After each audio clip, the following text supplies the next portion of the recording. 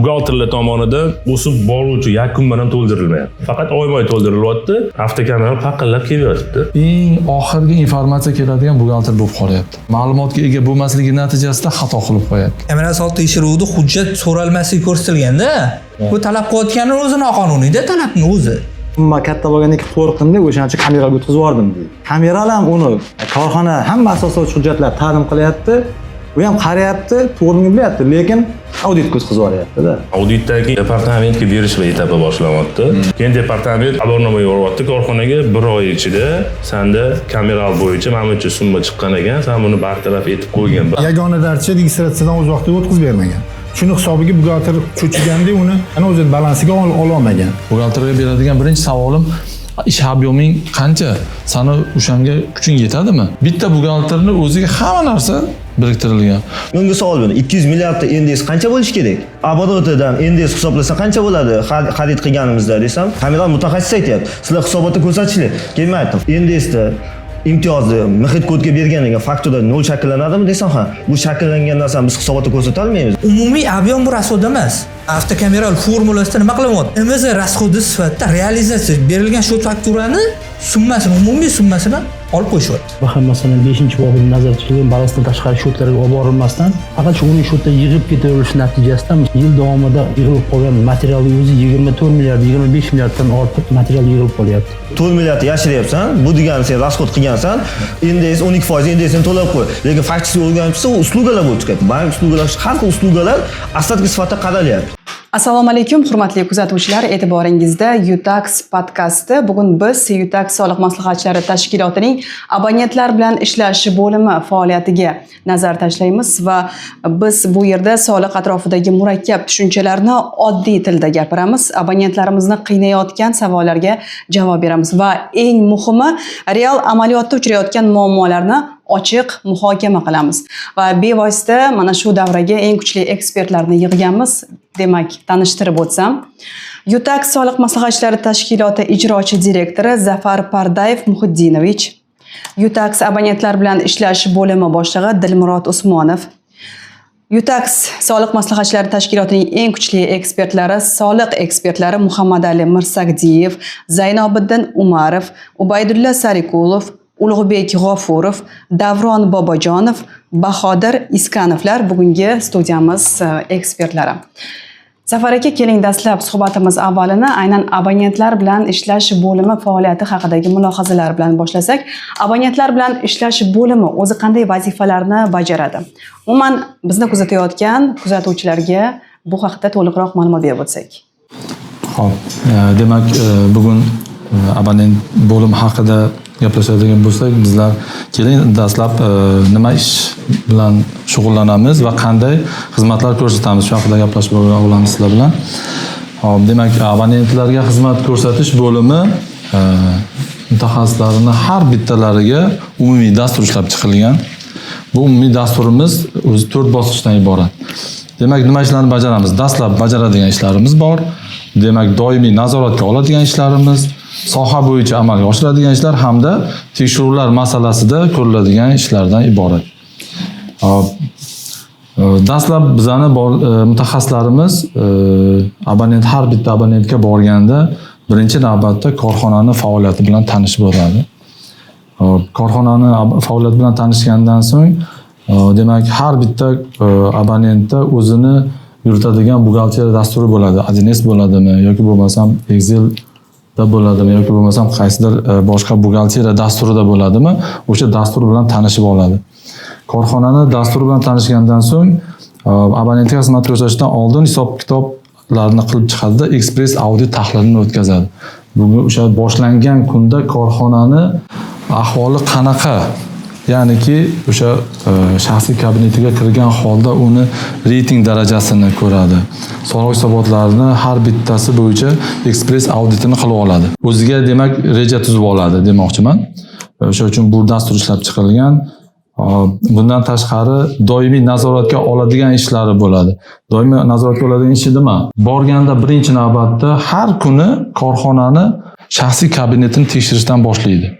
Shu soliq organlari bilan bo'ladigan munosabatlari, ya'ni korxonani shaxsiy kabinetiga kelgan xabarlarni o'qishdan boshlaydi.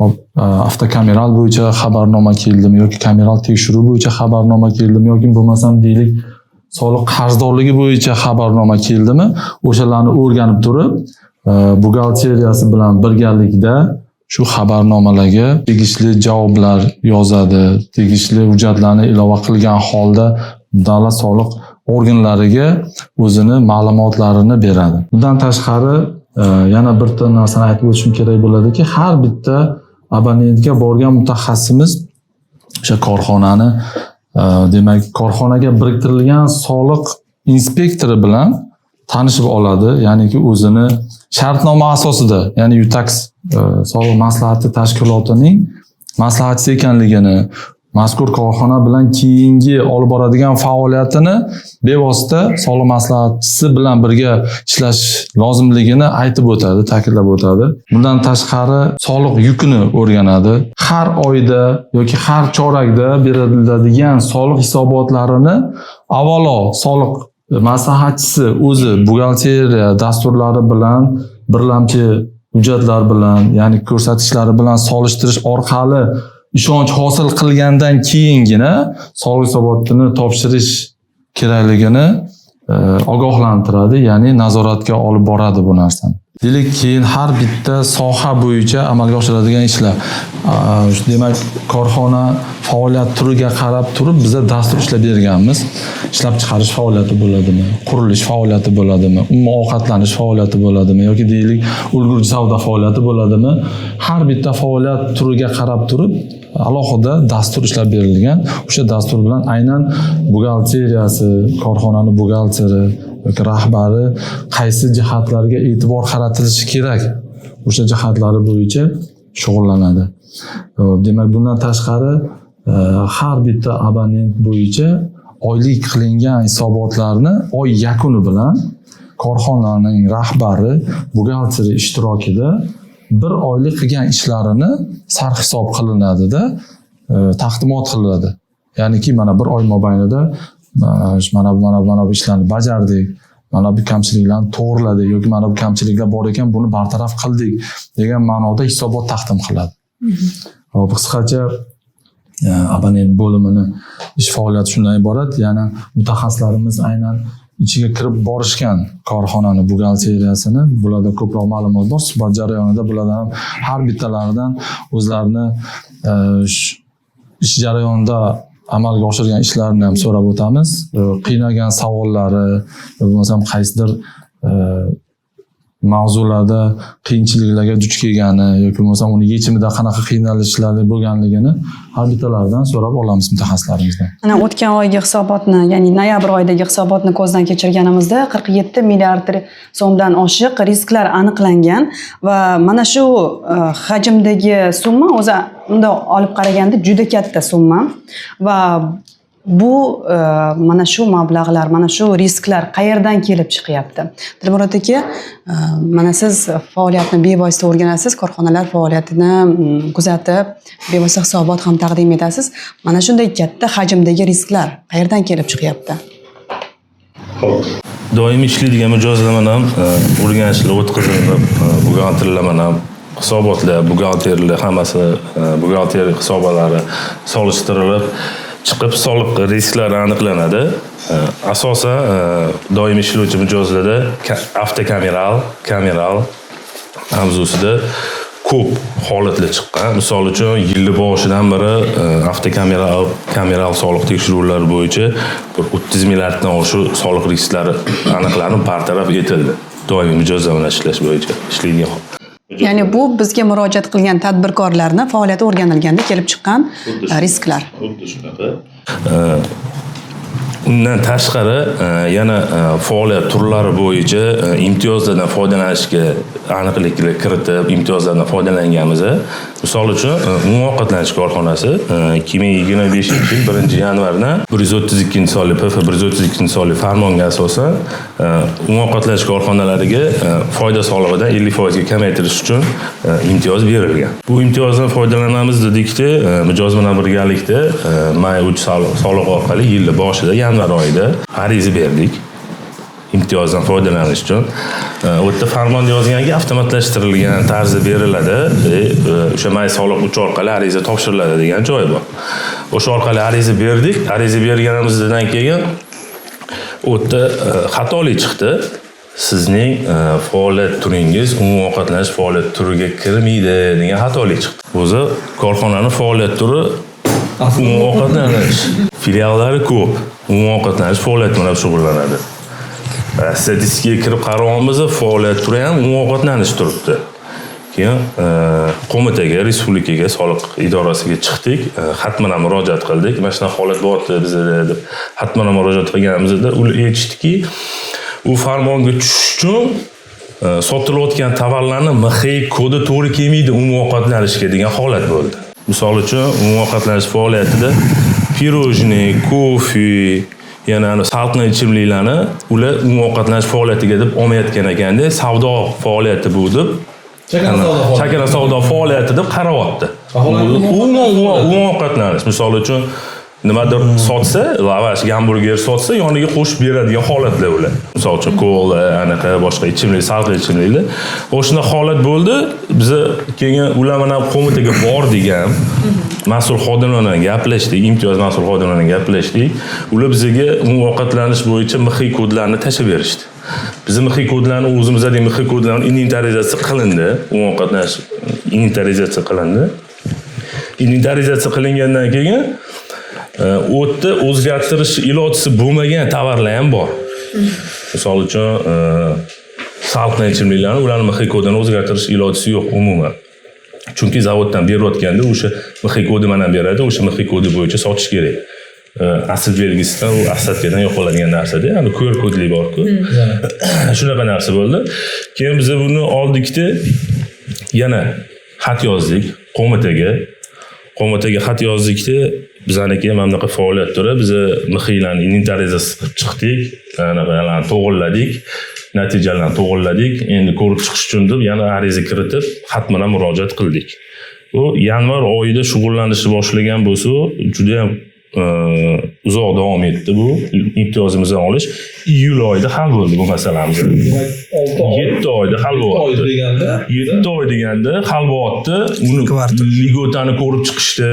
Keyin tovarlarni MXI kodi 102 degan kodi bor ekan, unga o'tkazishga, umumiy ovqatlanish kodiga o'tkazishga ularni o'tkazilni qo'mitadan o'zgarishlar qilib, keyin ular iyul oyida arizani qabul qilishdi.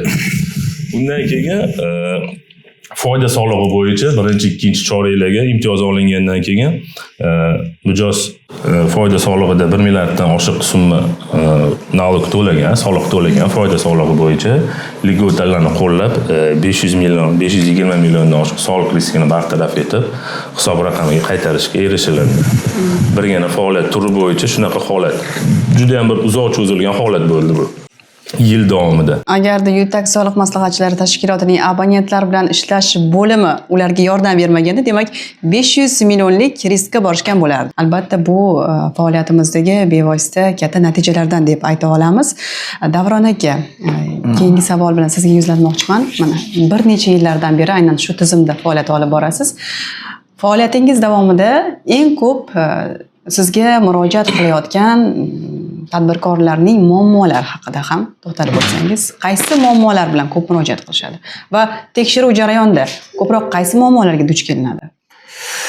Demak, hozirgi ommaviy tus olgan muammolardan biri bu o'sha avtokameral va kameral soliq tekshiruvlaridan keyingi bartaraf qilinadigan masalalar bo'yicha asoslovchi hujjatlar berilganda soliq organlari tomonidan qabul qilinmayapti. Qabul qilsa ham uni o'sha bartaraf qilindi degan maqomga o'tkazilmayapti-da. Mana shu muammoni mana endi davlat organlari his qildimi? Mana 246-sonli prezident farmonida ayni shu bo'yicha norma qabul qilindi. Bundan keyin endi mana shu kameral soliq tekshiruvlari bo'yicha korxona tomonidan taqdim qilinadigan hujjatlar soliq organlari tomonidan ko'rib chiqilish majburiyligi belgilandi. Ya'ni ular majburiy ko'rib chiqish kerak. Agar asosli bo'ladigan bo'lsa, u o'sha masalani bartaraf qilib, soliq to'lovchiga yordam berish kerak-da. Juda ko'p mana biz korxonalarga boryapmiz, audit qilyapmiz yoki abonent xizmatini ko'rsatyapmiz. mana shu muammosi bor. Avtokameral bo'yicha xabarnoma kelyapti. Korxona uni o'rganib chiqyapti-da, asoslovchi hujjatlarni beryapti inspektorga. Inspektor bundoq qarayapti-da, summa katta. Men buni hozir asosga olsam, menga gap tegadi degan mazmunda xavotir bor-da. Mana shunaqa deb bir ikkitasini gaplashganda xuddi shunaqa javob berdi-da.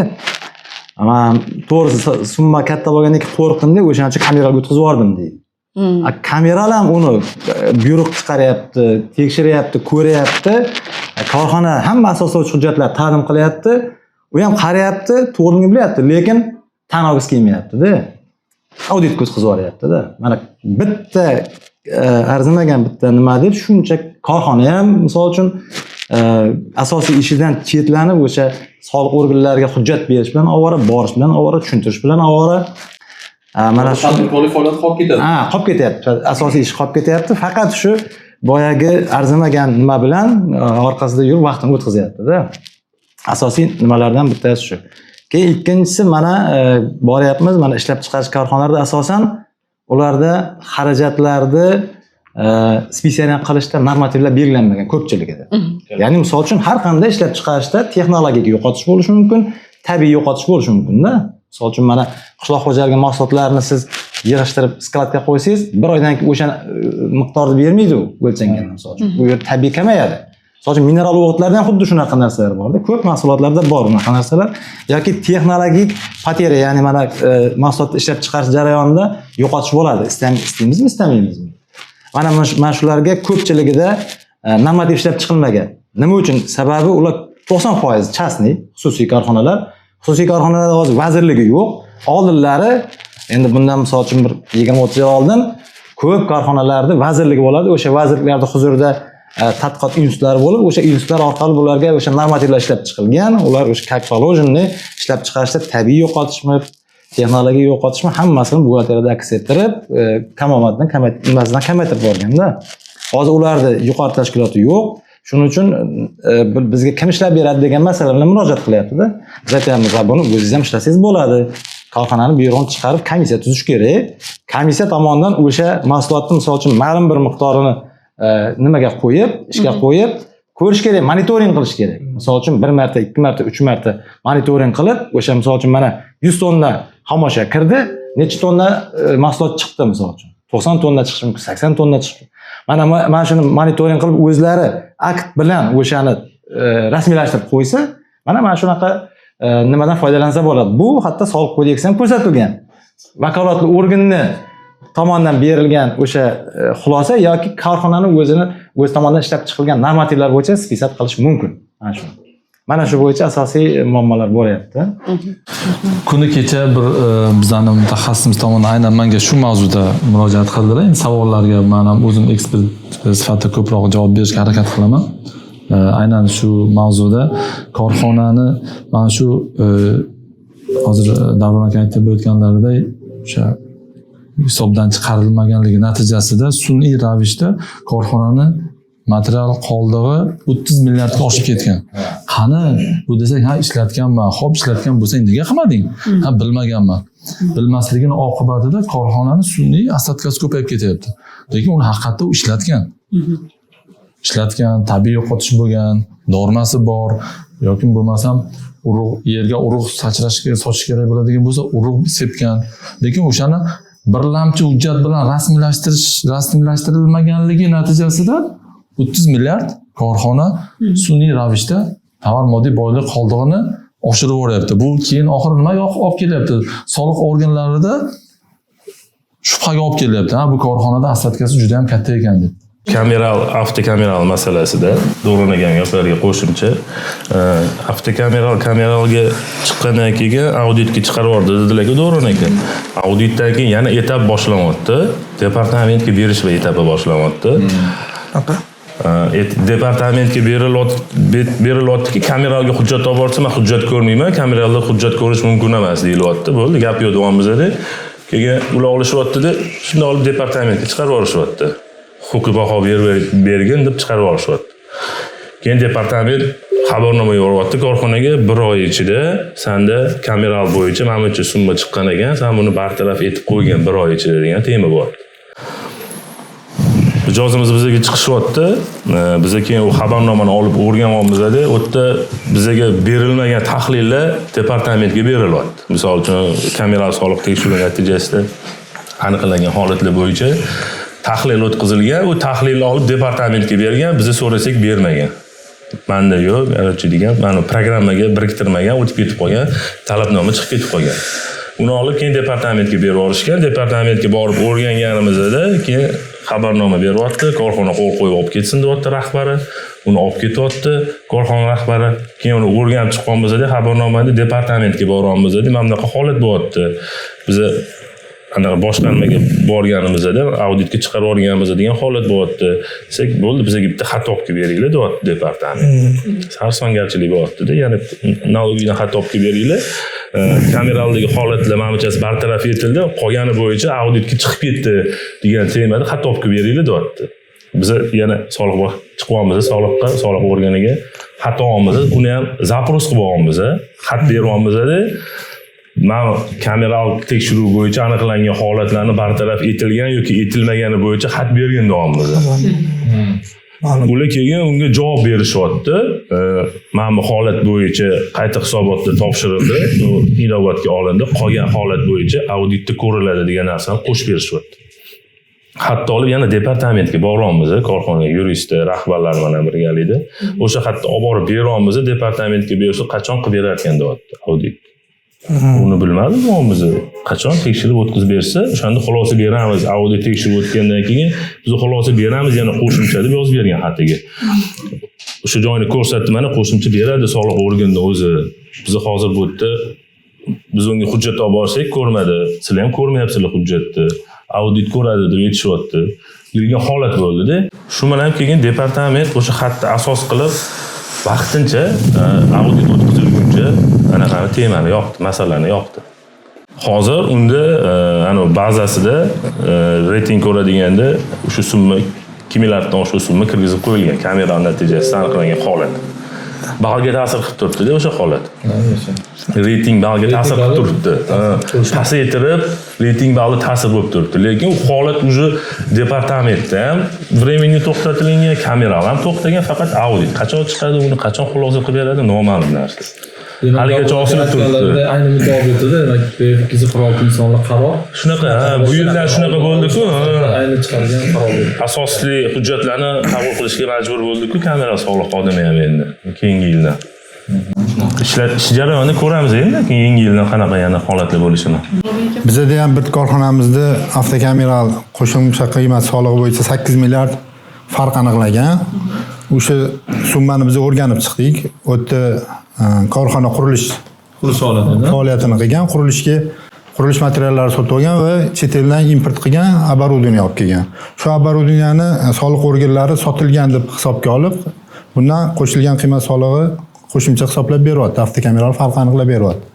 Biz uni balansda, korxonani balansida tegishli satrlarga o'zgartirish kiritib, to'g'rilab qayta taqdim qildik va avtokameraldan hozirgi kunda u bartaraf bo'ldi, o'chdi.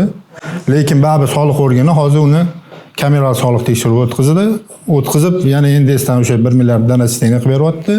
Qolgan vajlarini ko'rib chiqib inobatga oldi, lekin baribir 1 milliard pul qoldirib, donachniy qoldirib, undan tashqari hozir endi sayyor soliq tekshiruviga xabarnoma berdi. Hozir o'shanga tayyorgarlik ko'rilyapti. Hozir hujjatlar to'planib, yana xuddi davrni kam etganlaridek soliqchilar bilan hujjat taqdim qilish bo'yicha asosiy ish qolib ketib, shu faoliyat bilan shug'ullanib korxonaga hozir amaliy Unga shoftor yozilganmi? yo'q, hech qanaqa realizatsiya qilmagan korxona. Просто balansda yo'q deb aniq qilyaptimi? Ha, astatkada yo'q. U balansda birinchi действительно buxgalter ошибка qilgan, balansda o'sha satrlarda ili asosiy vosita yoki 08dagi qo'ymaganda, unga ham asosiy bo'lgan buxgalter qo'ymaganiga, chunki korxonani nizomini hokimiyat yagona darcha registratsiyadan o'z vaqtida o'tkazib bermagan. Shuni hisobiga buxgalter cho'chiganda uni o'zini balansiga olmagan, o'zi kirib kelgan, chegaradan kirib kelgan оборудованияni o'zini balansiga ola olmagan. Chunki u chet ellik investorni asosiy vositada anaqa korxona nizomida u ko'rinish kerak edi. Uni registratsiya o'tmagandan keyin buxgalter uni balansiga o'zini korxonasini balansiga kirg'iza olmagan, chunki chet ellik investor hali nizomida, korxona nizomida yo'q. Shuni keyin biz uni to'g'rilab qo'ydik joyiga, qayta hisobot taqdim qildik. Avtokameral o'chdi, avtokameraldagi farq bartaraf qilindi to'liq. Lekin unga ham qoniqmasdan boshqattalab, ya'ni kameral tekshiruvi, hozir sayyor tekshiruvga xabarnoma beryapti. 5 kunda ma'lumot beringlar. Endi qancha kunda yana kelishadi ular, kelib yana o'rganish qilsa kerak, uni aslatkalarni haqiqatda ko'rib chiqsa kerak. Masalalarni to'g'rilab qo'yish. O'shani hujjatlarni biz buxgalterga aytdik, hozir hammasini to'g'rilab tayyorlab qo'yildi. Misol uchun mana kamera soat tekshiruvda shunaqa muammo bo'ldimi? Ya shuni o'zini ichida, kamera soat tekshiruvning ichida sayyor soat tekshiruvga bildirgi berib, buyruq qilib borib ko'rib qiymas-ku, bir kunda borib ko'rib keladigan narsa. Ashar ish kerak o'zi. Shunaqa qilmadi. Yana bitta holat bor, korxona o'sha оборудование olib kelayotgan yilda korxonaga qurilishiga ishlatilgan elektr energiyani mahsulot ishlab chiqarishga ishlatgansan deb kolичественный qilib bo'lib chiqazib, shuni realizatsiya sifatida qarab, undan ham NDS hisoblab donachniga qilib berayotgan holati bor kameralda. Uni mahsulot ishlab chiqarish uchun seriyo bo'lish kerak, xomashyo. Seriyo kirimi yo'q korxonada. Оборудование chegaradan 3 yilda o'tib kelyapti. Hali joyga uстановка qilinmagan, lekin korxonaning faoliyatiga tegishli faoliyat yuritgansan deb turib ishlatilgan elektr energiyani, qurilishga ishlatilgan elektr energiyani mahsulot ishlab chiqargansan deb turib, o'sha mahsulotni bozor narxini, qiymatini belgilab, o'shanga ko'paytirib, o'sha chiqqan summani realizatsiya sifatida qaralib, undan soliq stavkalari bo'yicha NDS yana normaga asosan menimcha ishlatish kerak edi deyapti. Qaysi norma, qanaqa norma yo'qdi. Faoliyat turiga asosan sen menimcha elektr energiya sarflashing kerak edi deyapti. Endi ishlab chiqarish faoliyati o'sha faoliyatiga tegishli mahsulotda. mahsulotlar ishlab chiqargan. Yo'q. Ishlab chiqar. Korxona bir faoliyat uchun qurilish qilyapti. Yo'q, o'sha mana faoliyat bo'yicha qurilish qilyapti. O'sha faoliyatdan chiqish kerak bo'lgan mahsulotni, o'sha mahsulotni ishlab chiqargansan deb turib, qisqasi zavod quryapti. To'g'ri, zavod quryapti.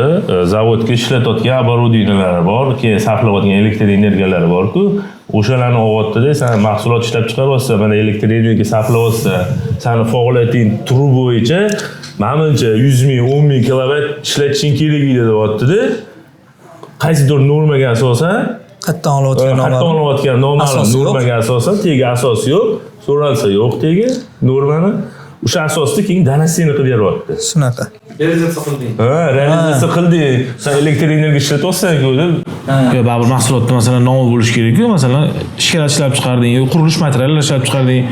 Shuni yetgan o'sha kiritayotgan оборудованияsiga, keyin qurilayotgan qurilishini mohiyatdan kelib chiqib yetgan. Shuni mana mahsulot ishlab chiqargansan deb o'zini faoliyat turidan kelib chiqib yetgan u narsa. Bunda ma'no mazmun mahsulotni nimaligida emasda, bu yerda nima o'shanga bog'liq uni yetmay qo'ya qoladi. Mohiyat boshqa joyda. Korxonani faoliyatini bir tomonlama qarab turib tahlil qilyapti. Shunaqa. Lekin korxona bir paytni o'zida 4 xil faoliyat bilan shug'ullanishi mumkin.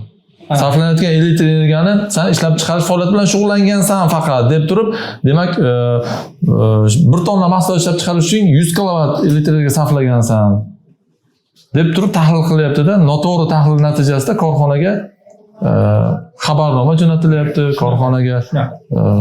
Agar misol uchun o'sha xomashyoni elektron shot faktura bilanmi yoki tamojidan olib o'tib korxona realizatsiyada ko'rsatmayotgan bo'lsa, unda shubhaga borish mumkin. Mana senda mana shuncha xomashyo turibdi, mana shuncha elektr energiya sarf bo'lgan, sen uni qayta ishlab chiqarib sotgansan, hisobotlarda ko'rsatmagansan degan shubha bo'lishi mumkin. Lekin bunda hech qanaqa xomashyo yo'q, kirimda na shot faktura bilan ya anaqa GTD bilan kirim bo'lmagan. Faqat qurilishga ketgan elektr energiyani shubha qilib mahsulot ishlab chiqargansan deb turib, vaholanki soliq organlarida bu kecha kunduzda har bitta korxona tomonidan rasmiylashtiriladigan hisobvaraq faktura bo'ladimi? GTD bo'ladimi? Ma'lumotlar bazasi bor. O'sha bazadan foydalangan holda tahlil qilish kerak edi. Soliq organi mutaxassislari o'zini ko'rmasdan. Endi hammasi deb aytmas. Endi ayrim xodimlari shu narsani kamchilikka yo'l qo'yadi. Bugun tekshirib oladi. Balkim tajribasizlik oqibatida, balkim bilimsizlik yo'qdir, balkim bila turib qilayotgandir. Bu bizga qorong'u. Lekin hozir yaxshi bo'lib qoldi. Inspektor fantaziyasi yaxshi bo'lsa, Denesini qilish ancha muncha oson bo'ladi. Ma'lumot qilish osonda. Tashqi manbalar lekin bu narsa korxonaga qanchalik qiyinchilik olib kelyapti. Mana o'zingiz shu narsani guvohi bo'lyapsiz. Fantaziya deganingizga mana bugun bo'layotgan holat bitta korxonamizga kamera soliq tekshirish oktyabrda tayinlangan. Cho'zib buyruq oxiri 60 kunlik kun yetib keldi. Oxirgi kuni kelgandan keyin talabnoma jo'natildi. U kunidan ham 4 kun kechikkan holda bugun kecha kunduzda talabnomasi keldi. Talabnomada sizlar korxona faoliyatiga taalluqli bo'lmagan anaqa bilan shug'ullanib, sizlar zachot olgansizlar deyapti. Imtiyozinglar bor, sizlar zachot olishinglar haqqinglar yo'q. Joydan sizlar 2 ta yilda 1 milliardga yaqin zachot olgansizlar. Buni byudjetga to'lab qo'yiladi deb keldi talabnoma.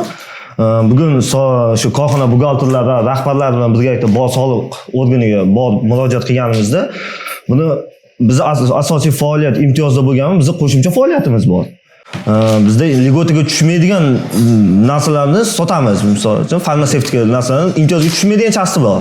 Shuni sotamiz desak, sizlar deyapti, asosiy faoliyatinglar jami daromadi misol keltirsa 200 milliard ekan, u soliqqa tortiladigan chasti, ozod etilgan chasti 197 milliard, 3 milliardni soliqqa tortilgan. Bu degan 2% ni tashkil qilmayapti. Sizlar lekin zachotlarni asosiy qismini 60-70% ni qo'yyapsizlar. Zachotga olgansizlar. Zachotga olgansizlar, buni yechinglar zachotdan degan narsani qo'yadi. Keyin men unga tushuntirdim.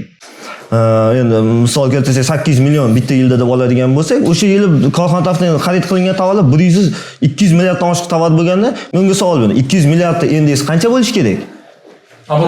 Oborotidan endeks hisoblasa qancha bo'ladi xarid qilganimizda desam, yo'q deydi, sizlar buni soliq hisobotida ko'rsatmagansizlar deyapti. Kamera mutaxassis aytayapti. Sizlar hisobotda ko'rsatishlar. Keyin men aytdim, fakturada indeksda imtiyozni muhit kodga bergan degan fakturada 0 shakllanadimi desam, ha, bu shakllangan narsani biz hisobotda ko'rsata olmaymiz. Bu 8 millionimiz, bu qo'shimcha faoliyatimiz, bu imtiyozga tushmaydigan chasb bo'yicha olingan, sotilgan va olingan tovarlardan hisobga zachot paydo bo'lgan desak, buni men bilmayman, menga anaqasini ajratib beringlar.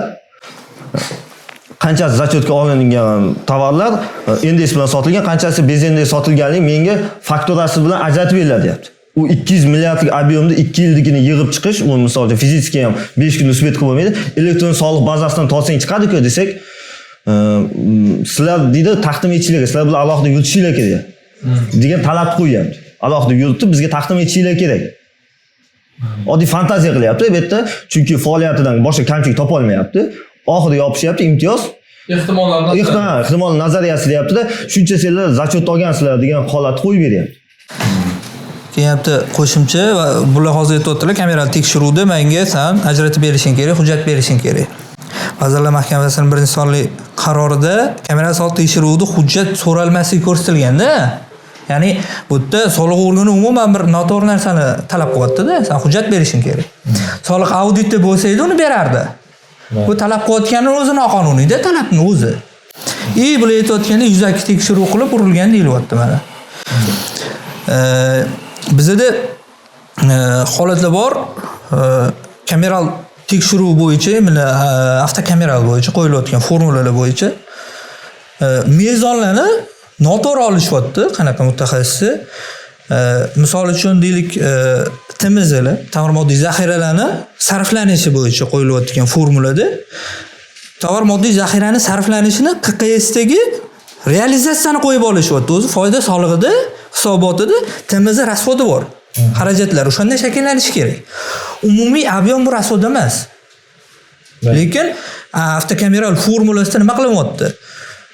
Rasxod sifatida TMZ rasxodi sifatida realizatsiya berilgan shot fakturani summasini, umumiy summasini olib qo'yishyapti. Bu o'zi aslida korxonaning buxgalteriya hujjatiga asosan TMZ qilingan rasxod foyda solig'ida ko'rinib turadi. Lekin uni olinmayapti-da, yo'q. Biz endeks olamiz. QQS faqat daromad ko'rinadi. Rasxod, xarajat ko'rinmaydi. Lekin formulada shunaqa qo'yilib, bir tadbirkorga to'siq qo'yilib, o'sha bali tushyapti, boshqa holatlar tadbirkorlikda qiyinchilik yuzaga keltirilyapti-da. Boyaga aytganda asos bersa inobatga olinmaydi. Bu holat mana shu TMZ bo'yicha bitta holat bo'lyapti. Mana shu TMZ adashmasam sentyabr oyidan boshlab mezon kuchiga kirib ishlash boshlagandan elektr energiya, uslugalar, bank uslugalari va deklaratsiya har xil uslugalarni ular tovar moddiy qoldig'i sifatida tortyapti summani. Uslugalarni mezon tortyapti-da, misol uchun korxona tarafidan 20 milliard asstatga qo'yib bergan bo'lsa, ularda uslugalar bor, transportning usluga 3-4 milliard 3-4 milliard uslugasi bo'ladigan bo'lsa, sen asstatga 24 milliard bo'lish kerak edi. Sen 4 milliard yashiryapsan, bu degani sen rasxod qilgansan, endi 12% endesini to'lab qo'y. Lekin faktik o'rganib chiqsa, u uslugalar bo'lib chiqadi. Bank uslugalar, har xil uslugalar asstatga sifatida qaralyapti. Avtokameralda. Keyin yana avtokameral bo'yicha faqat soliqda o'rganlikda buxgalterlarni ham hisobga olaylik avtokameral masalasi bo'yicha. Подоходный налог ijtimoiy soliq to'lovida korxona tomonidan, mijozlar tomonidan yoki umuman olganda buxgalterlar tomonidan o'sib boruvchi yakun bilan to'ldirilmayapti. Da. O'sib boruvchi yakun bilan narastashli deydi-ku. O'shanaqa faqat oyma-oy to'ldirilyapti. Unga keyin avtokameral faqatlar kelyapti. Sen o'sib boruvchi yakun bilan to'ldirmagansan hisobotingni deyapti. Keyin u buxgalter olyapti-da, uni qayta hisobotni topshirib, o'sib boruvchi yakun bilan to'ldiryapti. Avtokameraldagi kamchiliklar bartaraf etilyapti. Shuni o'sha topshirmasdan oldin, shu o'sib boruvchi yakun bilan to'ldirganda, o'sha avtokameralni misolcha virus o'xshagan narsa-ku, lekin avtokameralga ta'sir qilib, qolgan ta'sir qilyapti. O'shanaqa holatlar ham bor, ko'p uchrayapti bunaqa holatlar. O'sib boruvchi yakun bilan to'ldirilayotgan holatlar ham ko'p uchrayapti. Shunaqa. Shu jarayonda bevosita buxgalterlarning ham xatosi ko'p uchramoqda. Ubaydulla aka, sizga savol bilan yuzlanmoqchiman. Mana shu jarayonda kuzatuvlaringiz ostida buxgalterlarda eng ko'p kuzatgan holatingiz, ya'ni kamchiliklaringiz qaysi bo'lgan? Ular ko'proq qaysi xatolarga yo'l qo'yishmoqda? Misol uchun xizmat ko'rsatayotgan korxonalarimizga kelayotgan o'sha avtokameral bo'ladimi yoki kamerani tekshiruv bo'ladimi, ularga ko'rsatilgan kamchiliklari bo'yicha bizda hozir isbotsiz kelayotgan holatlari aniqlanyapti-da. Misol uchun avtokameralda kelyapti, shubhali korxonalar bilan shug'ullanayotgan korxonalar bilan oldi bu yerda qilinyapti. O'sha oldi bu yerda oqibatida 2 milliardlik NDS solig'i aslida to'langan bo'lyapti. O'sha sotib olgan korxona, sotuvchi korxona to'lab olgan. Lekin bu korxonaga talabnoma kelyapti, sen o'sha shubhali korxona bilan shug'ullangansan deb 2 milliardni buni bo'yniga qo'yadi bu korxonaga. O'shani hammasini hujjatlarini yig'ib, hammasini tasdiqlab, soliq boshqarmasiga borib, hammasini ko'rsatib, o'sha 2 milliardlik NDS summasini isbotlab berib, o'shalarni soliq to'lovchiga foydasiga xalqqa berdik. Mana shu berilayotgan avtokameralda bo'lgan kamchiligini bartaraf qilib berdik. Juda yaxshi. Bahodir aka, sizni bu borada fikringiz qanday? Bu borada hozir hamkasblarimiz aytyapti, faqat avtokameral bilan yoki bo'lmasa soliq hisobotlari bilan cheklanmasdan buxgalteriya bilan bog'liq muammolar ham bor degan masala ko'tarildi. Haqiqatan ham shunaqa muammolar bor. Borligiki, misol uchun bizda bitta abonentimizda kirim qilinayotgan tovarlar o'sha uning shu qolib ketavergan.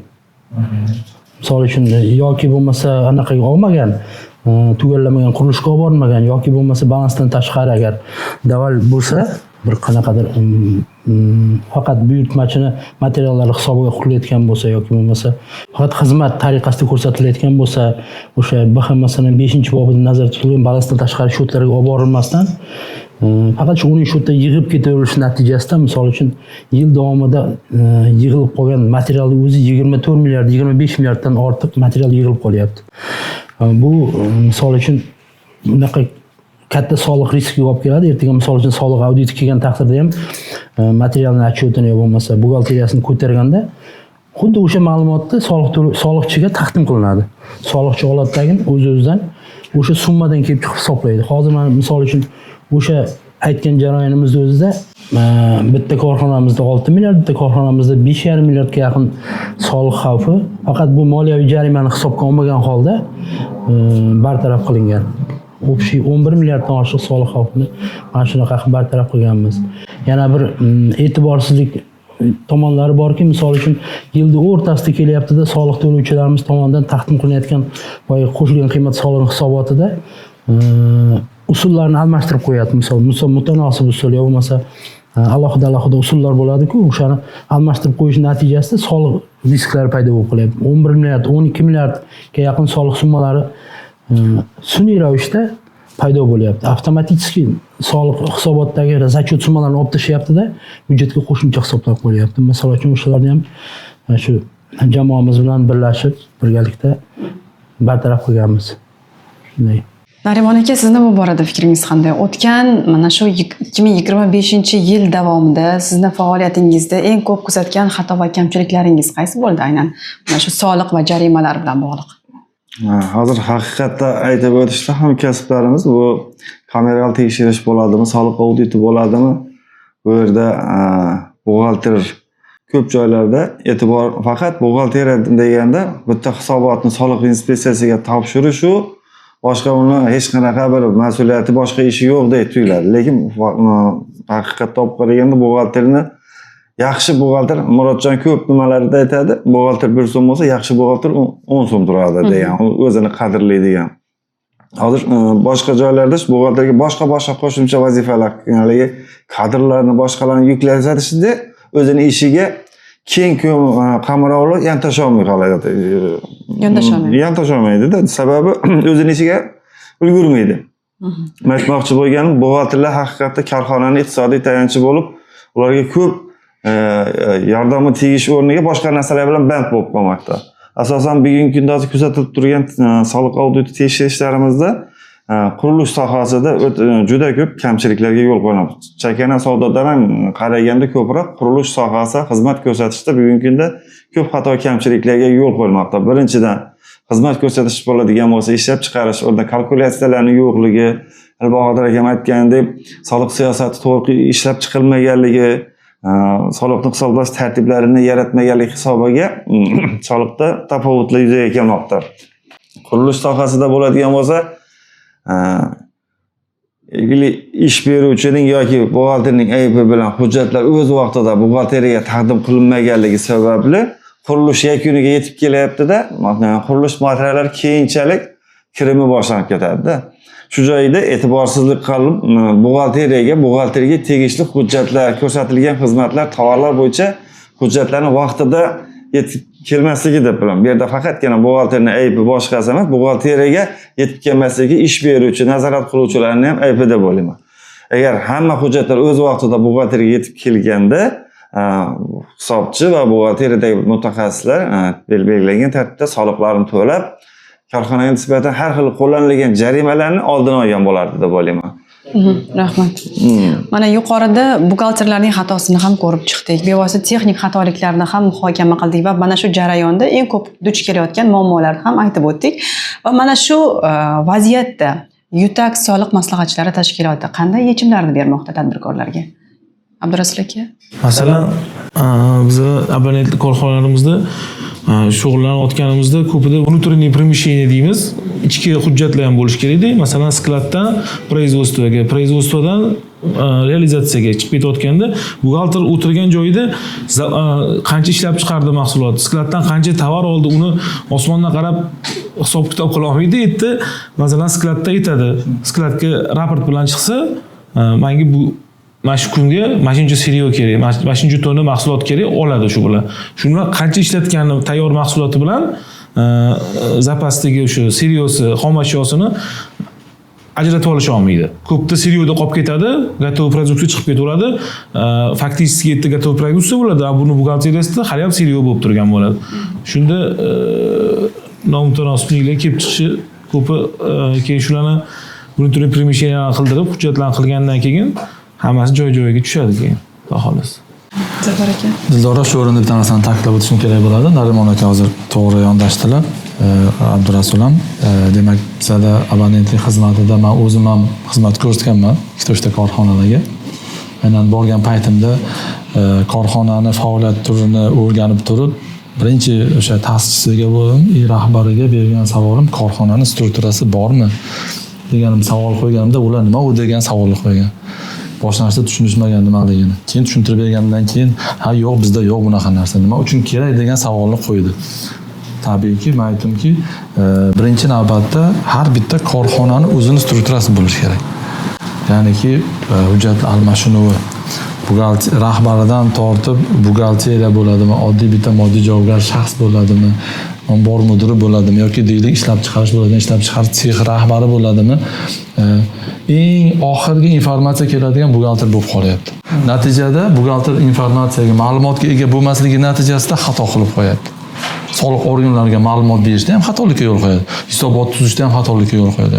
O'sha narsani chizib berganimizdan keyin, yechim bo'lgandan keyin bizga ko'proq shu narsa haqida ma'lumot berib turing. Ya'niki menga talab tushganki, har oyda bir marta kelib yig'ilish o'tkazib bering yoki bo'lmasam shu strukturani chizib bering degan taklif ko'p tushgan. Bu nima beradi bizga? Birinchi navbatda buxgalteriyani o'z vaqtida hisobotlarni birlamchi hujjatlar bilan bir xilligi. Ya'ni o'sha buxgalterga aniq ma'lumotlarni yetib kelishi juda muhim rol bo'ladi. Bu aksariyat korxonada bu narsa yo'q. Mana bizda o'zi 50 tadan ortiq mijoz abonentlarimiz bo'ladigan bo'lsa, endi sekin-sekin poetapni hammasida bittadan strukturasini chizib kelyapmiz, ko'rsatib beryapmiz. Bu korxona rahbariga juda ham qulay bo'lib qolyapti. Og'zaki topshiriq beradi, og'zaki topshiriq yetib bormaydi. Topshiriq bergandan keyin qiladi, lekin hujjat qolib ketadi o'rtada. Hujjat bo'lmagandan keyin, axborot kelmagandan keyin buxgalter Abdurasul aytgandek osmonga qaraydi, patologga qarab informatsiya, ma'lumot qo'yadi. Taxminiy ma'lumoti bor buxgalterda. Hamma buxgalterlarda taxminiy ma'lumot yuradi. Demak, o'tgan oyga nisbatan ma'lumot oladida, ha shundan bir 5%, 10% oshiraman yoki kamaytiraman deb qo'yadi-da, hisobotni beradi.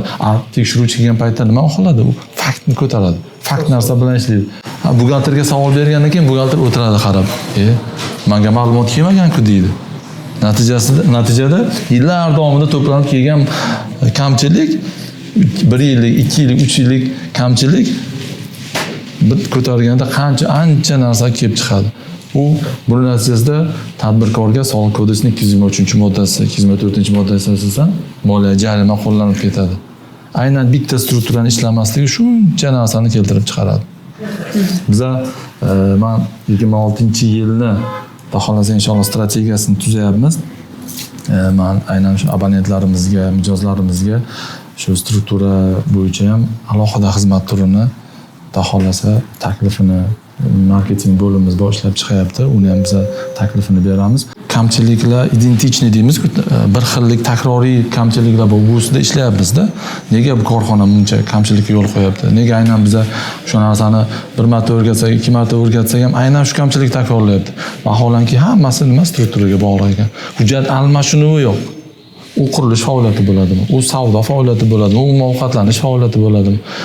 Bitta korxonani oladigan bo'lsak, unda strukturasi yo'q. Strukturasi bor korxona ideal yuradi. Hujjat hamma korxonalarda yo'q demoqchi emas. Bor korxonalar, ideal yuritgan korxonalar bor. Yaxshi yuritgani bor, a'lo yuritgani bor, o'rta yuritadigani bor yoki umuman yuritmaydiganlari bo'ladi. Shuning uchun ayni yechim bo'ladigan narsa bu korxonaning strukturasi. Bir-biri bilan hujjat almashinuvi. Hujjat almashinuvi bo'lsagina buxgalteriya zo'r bo'ladi. Buxgalteriya korxonaning yuzi.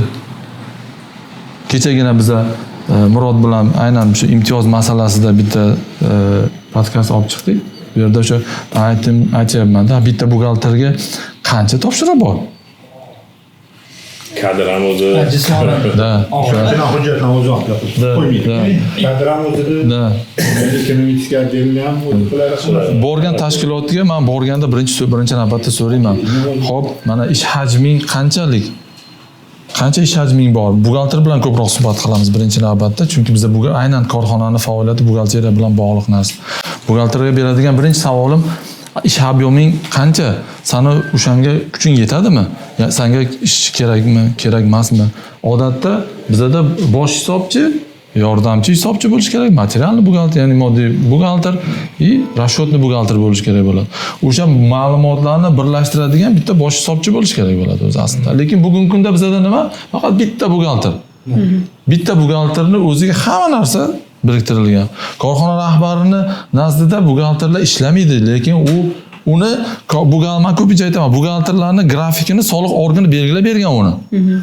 Har oyni 15-sanasi, har oyning 20-sanasi. Bizda 15-sana degancha 15-sanagacha buxgalterlik qiladigan vazifasi bor. Natijani qilish kerak, hisobvaraqqa faktura yopish kerak, shartnoma qilish kerak, pul o'tkazish kerak, oyning oxirida nima qilish kerak? Raznoska qilish kerak. U har bitta оборотdan raznoska olib chiqish kerak, adresga ma'lumot kiritish kerak. Bu bunda olib qaraganda bu juda ham katta ish hajmi u. Bitta buxgalterga bu narsa og'irlik qiladi. Lekin nagruzka qilaversa ishlaydi, lekin o'zi fokusi yetganicha ishlaydi. Shu uchun kamchilik yo'l qo'yadi buxgalterlar. Buni korxona rahbarlari ahamiyat bermaydi, chunki korxona rahbari buxgalteriyada ichida nimaligini, ish hajmi qanchalik katta ekanligini ko'rmaydi, fokusi yetmaydi bu narsani. Uni biza soliqchi nazari bilan qaraganimizda ko'rib bilamiz bu narsani. Bu kecha kunduzdagi aksariyat korxonalarni ham korxona rahbarlarini yo'l qo'yayotgan kamchiligi buxgalteriyaga kam ahamiyat berish. Aynan kadr masalasini joyiga qo'ymasligi, o'sha ya'ni strukturasini joyiga qo'ymasligi natijasida shuncha bugungi kunda muammolar, kamchiliklar, kameral bo'ladimi, kameral bo'ladimi, o'sha aynan o'sha ma'lumot kiritishdan boshlanadi. Men o'zi bugungi yig'ilishimizni sababini ham yana bitta narsani aytib o'tishim kerak bo'ladi. Mana oldimizda yil yakuni turibdi. Ilora, men kechagina topshiriq tushirganman har bitta mutaxassislarimizga, yillik hisobot boshlanyapti. O'rtoqlar, buxgalterlarni uyg'otishimiz kerak bo'ladi. Har bitta korxonani o'zini borida bor, yo'g'ida yo'q uchetni politikasi bo'ladi. Ya'ni uchet politikasiga asosan inventarizatsiyani boshlashi kerak. Korxona buxgalteri bosh hisobchisi balans qilish uchun avvalambor korxonaning aktivi, passivi, hamma narsasini inventarizatsiya qilib chiqish kerak bo'ladi. Inventarizatsiya qilib turib, u kamomati bo'ladimi, ortiqchaligi bo'ladimi, uni uchetga olib borish kerak bo'ladi. Kamomat bo'lsa qaysi uchetga olib boraman, izlashga bo'lsa qaysi uchetga olib boraman, uni soliq solish bazasiga olib borishim kerak, chiqaradigan narsam bo'ladi, degan narsasi bo'ladi. O'sha narsani men bularga topshirib turgan edimki, o'rtoqlar boshlanglar. Buxgalterlarni hisobot davri boshlanadi o'zi, yil yakunlanadi. Aynan yillik hisobot ma'lumotlari soliq bazasiga tushgandan keyin shu bo'yicha soliq organlari hisob-kitob qilishga boshlaydi o'zi. O'zim bergan kamchi buxgalterlarda nima yuradi? Hisobot topshirdim, qutuldim. Yo'q. Murod aytgandek tutildim bo'ladi aslida. Ularda keyin ish boshlanadi. O'sha uchun xato qilmaslik uchun bizning mas'ullar ham, mutaxassislarimiz ham yillik hisobot qilishdan oldin yil boshidan boshlab har bitta operatsiyani ko'zdan kechirib chiqadi. Ularda ishonch hosil bo'ladi abonentlarda. Chunki soliq maslahatchisi ko'rib berdi degan tushuncha bo'ladi. Bizning mutaxassislarimiz ham va mas'ullar juda ham katta. Bular o'zlari oldin ko'rib turib, ishonch hosil bo'lgandan keyin ko'rsatishlarni, har bitta ko'rsatishdan solishtirib chiqadi. Qaysi ko'rsatishlarni solishtirish kerak ekani bular hammasi kamida 10 yil, 20 yil ishlagan mutaxassislar ko'rib chiqadilar-da, bo'ldi. 100% ishonch hosil qilgandan keyin buxgalterlarga topshiriq berildi, bo'ldi, endi yillik hisobot topshirish mumkin degan narsa aytib o'tadi. Demak, tadbirkorlar bevosita o'z faoliyatida kamchilikni oldindan aniqlab olsa, keraksiz jarimalardan xalos bo'ladi va bu jarayonda YUTAX soliq maslahatchilari ularga ko'makchi bo'lib xizmat qiladi.